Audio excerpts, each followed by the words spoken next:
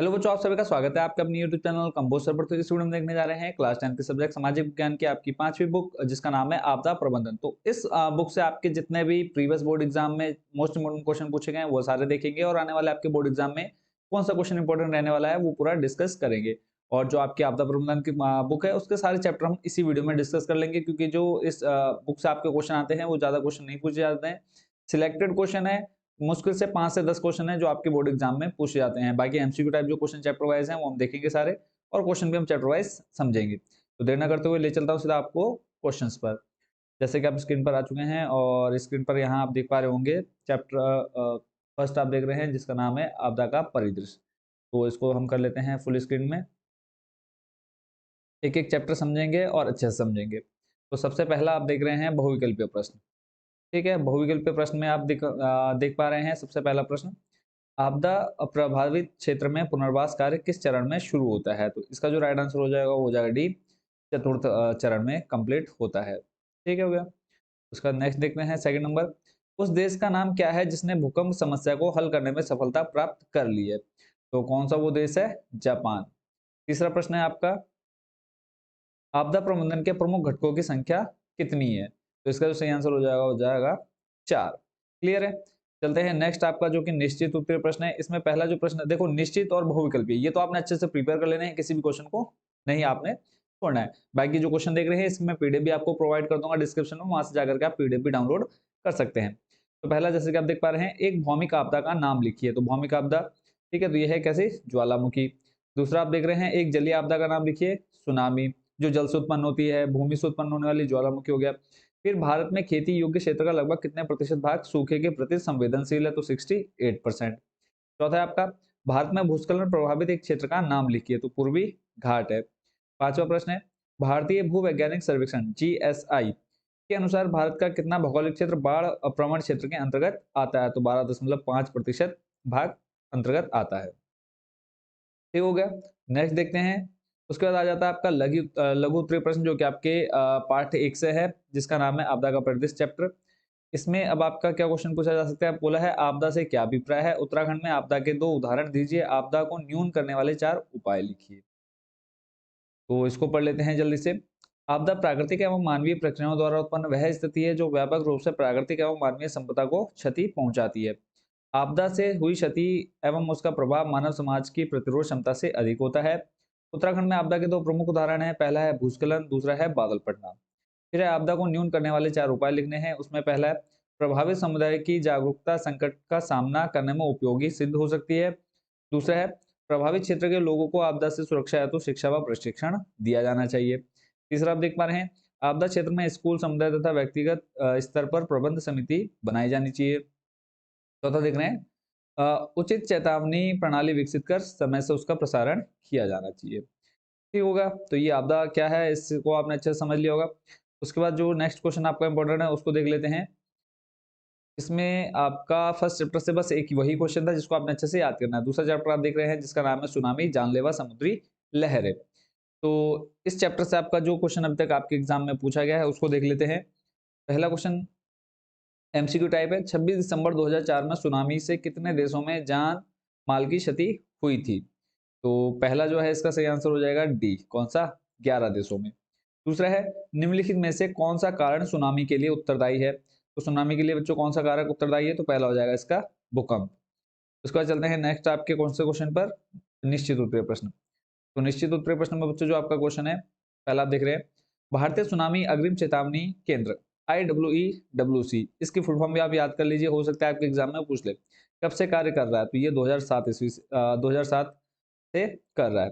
दूसरा है, हिंद महासागर में भयानक आपदा के रूप में सुनामी लहरों का उद्भव कब हुआ? तो 26 दिसंबर 2004। इसको आप अच्छे से याद कर लो, मोस्ट इंपोर्टेंट आपका इस बार बोर्ड एग्जाम में देखा जा सकता है। तीसरा प्रश्न देख रहे हैं, 26 दिसंबर 2004 को आई भयंकर सुनामी लहरों से किस राज्य का कौन सा जिला सर्वाधिक प्रभावित हुआ? तो सब राज्य हो गया आपका तमिलनाडु, और जो जिला था वो था नागपट्टिनम। ठीक है। और चौथा प्रश्न है आपका, किसी एक सुनामी प्रवण क्षेत्र का नाम लिखिए। तो आंध्र प्रदेश। ठीक है, जहां पर सुनामी सबसे ज्यादा दिखे इसकी। अगला है लघु उत्तरीय प्रश्न, सुनामी के उत्पन्न होने के कारण को समझाइए कि सुनामी उत्पन्न कैसे होती है। मोस्ट इंपोर्टेंट क्वेश्चन इस बार भी आपके बोर्ड एग्जाम में देखा जा सकता है। तो पहला जो कारण है वो है भूकंप। जब समुद्र से तीव्र शक्तिशाली भूकंप आता है तो समुद्रों का जल तट की ओर प्रवाहित होने लगता है और विनाशकारी सुनामी लहरें उत्पन्न हो जाती हैं। दूसरा है ज्वालामुखी विस्फोट। समुद्र या उनके तटवर्ती भाग पर यदि शक्तिशाली ज्वालामुखी का विस्फोट होता है तब समुद्र के जल में विनाशकारी सुनामी लहरें उत्पन्न हो जाती हैं। तीसरा पॉइंट है भूस्खलन। जब भूकंप या ज्वालामुखी विस्फोट के कारण समुद्र तटवर्ती चट्टानों में दरार उत्पन्न हो जाती है तो ये चट्टानें टूटकर समुद्र में गिरने लगे। तो इस भूस्खलन के कारण समुद्री लहरें सुनामी लहरों में बदल जाती है और संकट की स्थिति उत्पन्न हो जाती है। क्लियर है? नेक्स्ट क्वेश्चन देख लेते हैं जो कि आपका मोस्ट इंपोर्टेंट है। मोस्ट इंपोर्टेंट में आप इस क्वेश्चन को रखेंगे और इसको अच्छे अच्छे से याद कर लेंगे। पहला है आपका इसमें, देखो सुनामी से क्या तात्पर्य है, इसकी प्रमुख विशेषता है। क्वेश्चन आपका थोड़ा बहुत इधर घुमा के दे सकता है बट आपने आंसर अच्छे से याद कर लेना है। तो पहले हम सुनामी को समझ लेते हैं। सुनामी जापानी मूल का शब्द है जो सु तथा नामी के संयोग से बना है। इसमें सु का अर्थ बंदरगाह तथा नामी का अर्थ लहरें, अतः सुनामी बंदरगाह की ओर प्रभावित होने वाली समुद्री लहरें हैं। इन विनाशकारी लहरों की उत्पत्ति भूकंप, ज्वालामुखी या भूस्खलन से समुद्र जल में ऊर्ध्वाधर हलचल होने के कारण होती है। विशेषताएं, तो सुनामी समुद्र की अनगिनत लहरों का श्रृंखलाबद्ध समूह है, पहला। दूसरा है आपका, इन लहरों की ऊंचाई सदा एक समान नहीं होती, कभी कभी इनकी ऊंचाई 15 मीटर से भी अधिक होती है। तीसरा है, यह समुद्र तट को पार कर सैकड़ों किलोमीटर अंदर तक प्रवेश कर सकती है। अंदर मतलब कहाँ? भूमि पर, जहां पर लोग रहते हैं। चौथा है, तटीय मैदानों में सुनामी की गति 50 किलोमीटर प्रति घंटा से अधिक भी हो सकती है। पांचवा है, सुनामी दिन अथवा रात कभी भी उत्पन्न हो सकती है, ये अत्यंत विशालकाय एवं विनाशकारी होती है। 6 नंबर देख रहा है, सुनामी समुद्र से मिलने वाली नदियों और जलधाराओं में पहुंचकर उनमें उफान पैदा कर सकती हैं। तो 5 चीजें, 6 पॉइंट काफी हैं। फिर इसका देखो सुनामी के प्रभाव भी पूछे आपसे एग्जाम में। तो सुनामी समुद्र तटवर्ती क्षेत्रों में विध्वंस के लिए विख्यात है। इनका दुष्प्रभाव लंबे समय तक क्षेत्र विशेष को प्रभावित करता है। सुनामी प्रभावित क्षेत्रों में भवन, सड़कें, संचार साधन, परिवहन एवं अन्य आवश्यक आवश्यक सेवाएं और संसाधन नष्ट हो जाते हैं। इन समुद्री लहरों द्वारा तटीय क्षेत्र पूरी तरह नष्ट हो जाता है क्योंकि इनकी विध्वंस शक्ति समुद्र तटों की ओर प्रवाह के समय बहुत अधिक हो जाती है। इसका प्रमुख कारण इन लहरों का समुद्री तट की ओर तेज गति से चलना और लगातार इनकी आवृत्ति बनी रहना। तट के निकट आने पर इन लहरों की ऊंचाई 15 मीटर अधिक हो जाती है। तेज गति से लहरें टकराने के कारण भौतिक संरचनाओं की क्षति होती है तथा तेज वेग से ही पानी के वापस लौटने के समय मानव, पशु या अन्य पदार्थ जल के साथ समुद्र में पहुंचकर नष्ट हो जाते हैं। ठीक हो गया। तो इस चैप्टर से यही क्वेश्चन था। अब चलते हैं नेक्स्ट चैप्टर यानी आपका पार्ट 3 जिसका नाम है आपदा के दौरान बचाव के उपाय। तो इसमें पहले हम एमसीक्यू टाइप देखेंगे। पहला है आपका, क्षतिग्रस्त इमारत में चलते फिरते समय निम्नलिखित में से कौन सा कार्य नहीं करना चाहिए? हेलमेट नहीं पहनना चाहिए, तो ये तो आपका क्या है, पहनना चाहिए भैया। आग नहीं जलानी चाहिए। और तीसरा है देखो ये तो नहीं जलानी चाहिए। दीवारों के पास ना रहें, ये भी आपका गलत हो जाएगा। डी है, एक दूसरे को नहीं पुकारना चाहिए। तो देखो कौन सा काम कार्य नहीं करना चाहिए, बाकी तीनों काम करने चाहिए, बस ये काम नहीं करना चाहिए, आग नहीं जलानी चाहिए। ठीक हो गया। अगला है इसमें सेकंड नंबर, फंसे व्यक्तियों को ढूंढ निकालने में उपयोगी उपकरण कौन सा है? दाल, स्ट्रेचर, सीढ़ी व इंफ्रारेड कैमरा।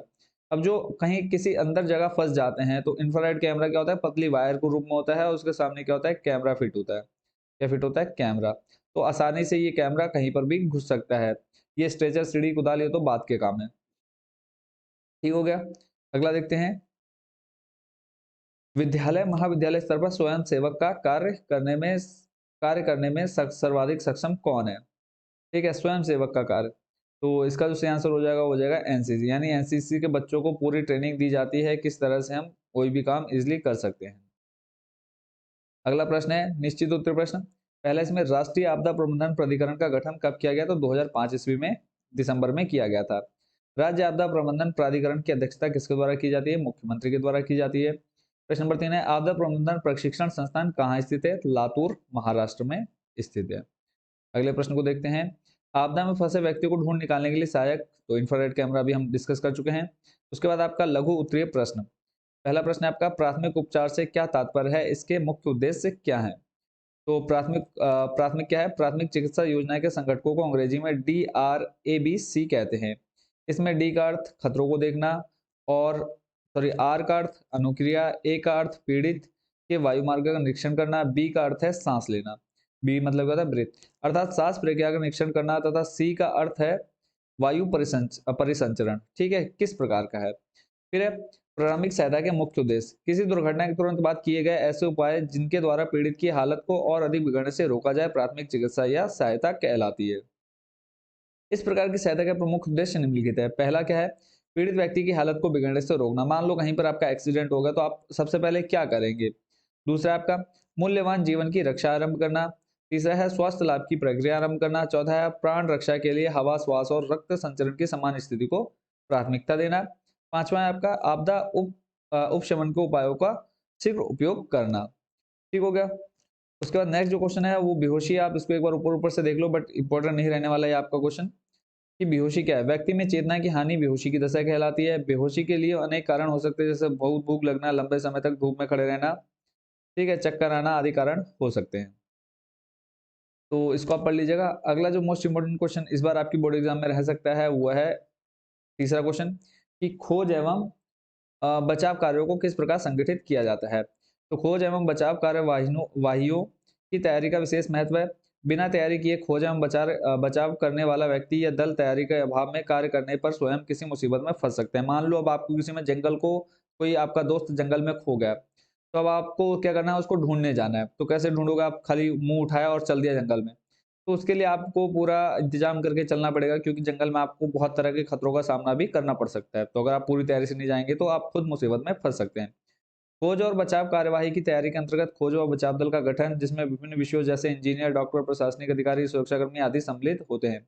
विभिन्न प्रकार के उपकरण तथा आपदा विशेष की पर्याप्त जानकारी और आपदा क्षेत्र का भौगोलिक ज्ञान आदि तथ्यों की पर्याप्त तैयारी आवश्यक होती है। तभी खोज व बचाव कार्य को दक्षता से संपन्न किया जा सकता है। फिर है DRABC का पूरा नाम क्या है, या DRABC से आप क्या समझते हैं। तो अभी मैंने आपको इसका पूरा बता दिया था, फिर भी हम एक बार इसको पूरा पढ़ लेते हैं। देखो यहाँ इंग्लिश में आप देख रहे हैं, डी से होता है आपका डेंजर, खतरे को देखना। आर होता है रिस्पांस, अनुक्रिया। ए होता है आपका एयरवे यानी वायु मार्ग की जांच। बी होता है ब्रीथिंग, सांस लेना। सी होता है सर्कुलेशन यानी परिसंचरण।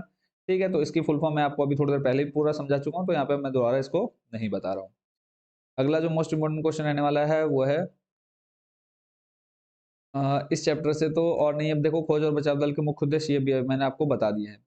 चलते हैं नेक्स्ट आपके चैप्टर नंबर 4 पर, जिसका नाम है सुरक्षित निर्माण विधियां पद्धति। ठीक है, विधियां को हम पद्धति भी बोलते हैं। पहला है भूकंप की दृष्टि से भारत का अत्यधिक खतरे वाला क्षेत्र कौन सा है। भूकंप की दृष्टि से सबसे अधिक खतरे वाला क्षेत्र तो हिमालय पर्वत। ठीक है, अगर यहाँ पर आता है तो बहुत सी चट्टानें क्या आती है, अपने स्थान से खिसक भी जाती हैं। दूसरा आपका भूकंप रोधी भवनों में दीवार की प्रतिरोधक क्षमता बढ़ाने के लिए दीवार की मोटाई कितनी होनी चाहिए। तो दूसरा है इसकी कम से कम मोटाई जो होनी चाहिए 45 सेंटीमीटर से अधिक नहीं होनी चाहिए। तीसरा है उत्तराखंड का आपदा न्यूनीकरण एवं प्रबंधन केंद्र कहाँ स्थित है। चार ऑप्शन दिए, हरिद्वार, देहरादून, नैनीताल या हल्द्वानी। तो इसका है देहरादून में, क्योंकि देहरादून क्या है, राज्य की राजधानी।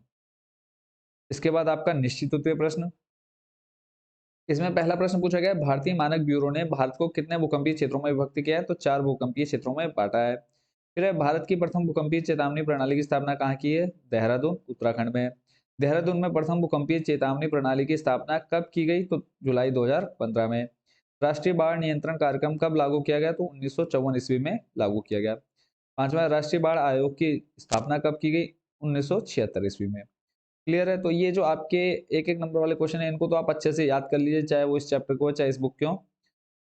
अगला जो प्रश्न है इंपॉर्टेंट रहने वाला है वो है भूकंप आपदा से सुरक्षा हेतु उपायों का उल्लेख कीजिए। ठीक है, जो भूकंप आपदा होती है तो भूकंप से आप कैसे सुरक्षा कर सकते हैं, तो इसको आप बना करके लिखेंगे। अगर आपको नहीं आता बनाना तो आप यहाँ से इसको एक बार अच्छे से पढ़ लीजिएगा।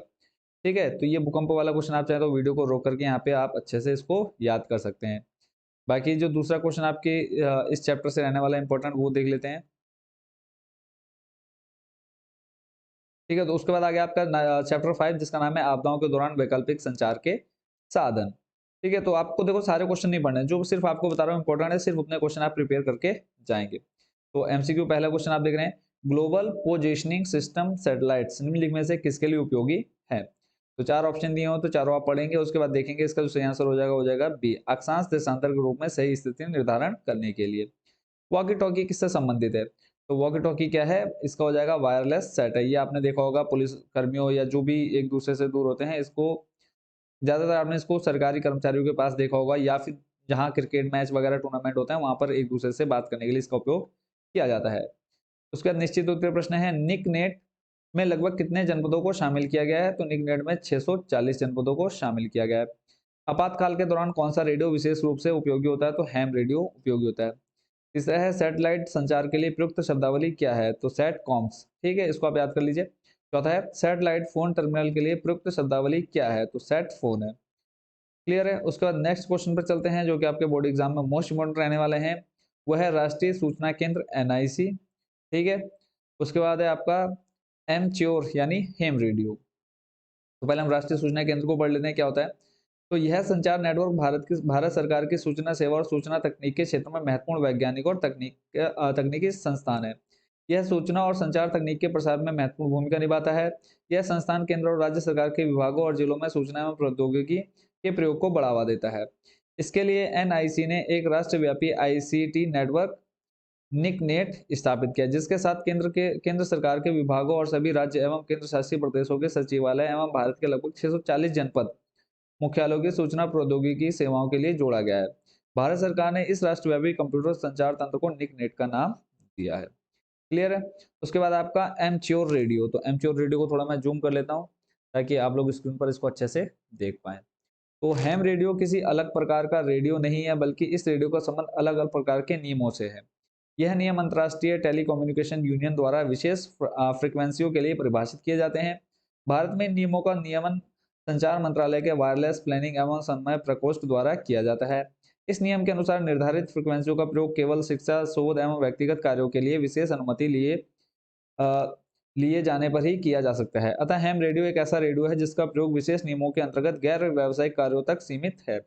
इस रूप में यह रेडियो सामान्य रेडियो से भिन्न माना जाता है। इसके अतिरिक्त इस प्रकार के रेडियो में भूमि पर स्थापित संचार ढांचे का प्रयोग नहीं किया जाता है। इसलिए आपातकाल में जब सामान्य संचार व्यवस्था ठप हो जाती है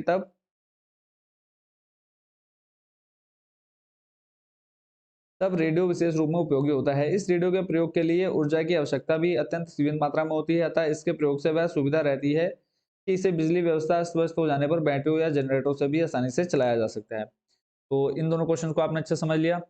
ओके, नेक्स्ट देख लेते हैं जो आपके बोर्ड एग्जाम में इंपोर्टेंट रहने वाले क्वेश्चन। बच्चों सिर्फ हम वही करेंगे, ठीक है, एक्स्ट्रा कोई क्वेश्चन हम नहीं करने वाले हैं आपके आपदा प्रबंधन, क्योंकि आपके इस बुक के अलावा 4 बुक और थी जिसका मैंने आपको कंप्लीट चैप्टर और मोस्ट इंपोर्टेंट क्वेश्चन बता दिए, और ज्यादातर आपके वहीं से पूछे जाते हैं। 1 से 2 क्वेश्चन आपकी इस बुक से आते हैं। पार्ट 6 है जिसका नाम है उत्तरदायित्व में भागीदारी, स्थानीय एवं राज्य स्तरीय निकायों की भूमिका। तो इसमें जो पहला क्वेश्चन देख रहे हैं आप वो है सूखा आपदा प्रबंधन किसके अंतर्गत आता है? तो सूखा बच्चों किसके आता है? कृषि मंत्रालय के अंतर्गत आता है। राष्ट्रीय सेवा योजना का आदर्श वाक्य क्या है? तो दूसरे का जो सही आंसर हो जाएगा ए, मैं नहीं तुम। जिला आपदा प्रबंधन समिति का अध्यक्ष कौन होता है? तो इसका आंसर हो जाएगा जिला अधिकारी। क्लियर है। नेक्स्ट देख लेते हैं, भारत की कुल जनसंख्या का लगभग कितने प्रतिशत भाग प्रत्येक वर्ष सूखा से प्रभावित रहता है? तो 12% हर वर्ष इससे प्रभावित रहता है। दूसरा है मृदा में नमी की कमी के कारण फसलें मुरझा जाती हैं, इसे किस प्रकार का सूखा कहेंगे? तो ये कृषि सूखा है। तीसरा है राष्ट्रीय आपदा प्रतिक्रिया बल एनडीआरएफ का गठन कब किया गया? तो 2006 ईस्वी में इसका गठन किया गया। चौथा है जिला आपदा प्रबंधन प्राधिकरण डीडीएमए की अध्यक्षता किसके द्वारा की जाती है? तो जिला मजिस्ट्रेट के द्वारा इसकी बैठक की जाती है। ठीक है। तो एक बार मैं रिकॉर्डिंग भी चेक कर लेता हूँ, बीच बीच में कई बार ऐसा हो चुका है कि रिकॉर्डिंग नहीं हो रही होती है ना। तो सब ठीक से चल रहा है। तो अब वापस चलते हैं हम अपने क्वेश्चंस पर। तो आप स्क्रीन पर फिर से देख रहे हैं क्वेश्चन। देखते हैं नेक्स्ट अगला क्वेश्चन। उसके बाद है राष्ट्रीय स्तर पर नाभिकीय आपदा प्रबंधन के लिए कौन सा मंत्रालय उत्तरदायी होता है? तो गृह मंत्रालय इसका सही आंसर हो जाएगा। ठीक है। उसके बाद अगला जो क्वेश्चन देखना है हमने उस पर चलते हैं। तो उसके बाद आ गया चैप्टर 7 जिसका नाम है अग्रिम योजना निर्माण लोगों द्वारा लोगों के लिए। तो सामुदायिक भागीदारी को जुटाने में महत्वपूर्ण उपाय क्या है? तो इसका सही आंसर हो जाएगा देखो जनसभाएं, यानी जनसभाएं हम कर करके क्या कर सकते हैं, लोगों सामुदायिक भागीदारी को जुटा सकते हैं। दूसरा है निम्नलिखित में से किस दल को प्रशिक्षित होना अति आवश्यक है? तो इसका सही आंसर हो जाएगा पूर्व चेतावनी दल को, यानी पूर्व चेतावनी दल अगर पहले ही हमको बता देगा तो बाकी सब अपने आप ही उसको कर लेंगे, रेडी रहेंगे हर एक चीज के लिए। उसके बाद आपके हैं क्वेश्चन एक एक नंबर में, इसमें आपसे फुल फॉर्म वगैरह काफी क्वेश्चन पूछे जाएंगे। तो पहला है अब तक एनडीआरएफ को कितनी बटालियनों की मंजूरी दी जा चुकी है? तो 12 बटालियन अब तक मंजूरी मिल चुकी है इनमें एनडीआरएफ में। दूसरा है किस परियोजना में बहुत ही सामान्य तरीकों से आपातकालीन स्थिति का सामना करने के लिए उपाय ढूंढे जा रहे हैं? आकस्मिक सामुदायिक परियोजना में। तीसरा है कौन सी परियोजना आधुनिक तरीकों और संसाधनों के आधार पर तैयार की जाती है, विशेष सामुदायिक परियोजना। चौथा है आपका यूएनडीपी, ठीक है, यूएनडीपी का पूरा नाम आपसे पूछा है तो यूनाइटेड नेशंस डेवलपमेंट प्रोग्राम। पांचवा है आपका एनडीआरएफ का पूरा नाम तो national disaster response force. Clear है। नेक्स्ट क्वेश्चन पर चलते हैं। अगला क्वेश्चन है आपका एनसीसी, ठीक है, एनसीसी का पूरा नाम नेशनल क्रेडिट कोर। सातवां है आपका एनसीसी का गठन किस वर्ष किया गया तो 1948 1948 में। एनएसएस कब शुरू किया गया 1969-70 में शुरू किया गया। नेक्स्ट क्वेश्चन देख लेते हैं जो कि आपके इस चैप्टर से इंपोर्टेंट रहने वाले हैं। उसके बाद जो आपका लास्ट चैप्टर और चैप्टर 8 से आपका कोई इंपॉर्टेंट खास क्वेश्चन है नहीं, बट फिर भी हम एक बार एमसीक्यू जो क्वेश्चन आंसर है उनको देख लेते हैं अच्छे से, क्योंकि जो एमसीक्यू क्वेश्चन है वो आपके एग्जाम में कभी भी पूछे जा सकते हैं। तो पहला आपका भवन निर्माण विशेषज्ञ होते हैं, तो इसका जो आंसर हो जाएगा सिविल इंजीनियर, यानी जो सिविल इंजीनियर होते हैं वो भवन निर्माण के क्या होते हैं, विशेषज्ञ होते हैं, स्पेशलिस्ट होते हैं। दूसरा आपका एक समुदाय आपदा प्रबंधन कार्यों का केंद्र बिंदु होता है, क्योंकि एकता में इसका क्या कारण है कि एक समुदाय आपदा प्रबंधन कार्यों का केंद्र बिंदु होता है, तो इसका सही आंसर हो जाएगा क्योंकि एकता में बल होता है। उसके बाद निश्चित उत्तर भी देख लेते हैं। उस एक कार्यक्रम का नाम लिखिए जिससे विद्यार्थियों को आपदा प्रबंधन कार्यक्रम में सहायता मिलती है, तो एनसीसी, यानी एनसीसी में आपको किसी भी आपदा के दौरान कैसे उससे निपटा जा सकता है ये आपको सिखाया जाता है। दूसरा है एनएसएस के कार्यक्रमों गतिविधियों का निर्माण केंद्र सरकार के किस मंत्रालय द्वारा किया जाता है, तो युवा मामले और खेल मंत्रालय द्वारा। तीसरा आपका राष्ट्रीय सेवा योजना का आदर्श वाक्य क्या है, इसका राष्ट्रीय वाक्य है मैं नहीं तुम, not me not you but we, यानी हम। राष्ट्रीय सेवा योजना एनएसएस का भी हमने थोड़ी देर पहले पढ़ा था। तो इसी के साथ बच्चों चैप्टर आपके कौन से आपदा प्रबंधन के लगभग सारे चैप्टर हमने अच्छे से समझ लिए हैं। इसके बाद भी अगर आपको किसी क्वेश्चन में डाउट हो तो आप जरूर कमेंट बॉक्स में आप बच्चों पूछ सकते हैं। तो इसी के साथ आपकी जो सामाजिक विज्ञान आपकी एसएसटी की पूरी पांचों बुक है वो मैंने आपको अच्छे से समझा दी है, चैप्टर वाइज आपको सारे मोस्ट इंपोर्टेंट क्वेश्चन दे दिए हैं। इसके बाद भी अगर आपको किसी भी क्वेश्चन में कोई भी डाउट हो तो आप जरूर कमेंट बॉक्स में बता सकते हैं। तो इसके बाद अब आपके एक दो पेपर और बचे हुए हैं, एक दो सब्जेक्ट और बचे हैं, उनके भी जल्द आपको मैं chapter wise most important question दे दूंगा। और आपकी कंटिन्यू बोर्ड एग्जाम जब तक खत्म नहीं हो जाता तब तक आपको अच्छे से तैयारी कराते रहूंगा। तो मिलते हैं बच्चों नेक्स्ट वीडियो में, ठीक है। और कोई भी प्रॉब्लम हो तो आप जरूर कमेंट बॉक्स में पूछ सकते हैं। तो आप सभी को बेस्ट विशेस आपके बोर्ड एग्जाम के लिए, और thank you so much watching for this video.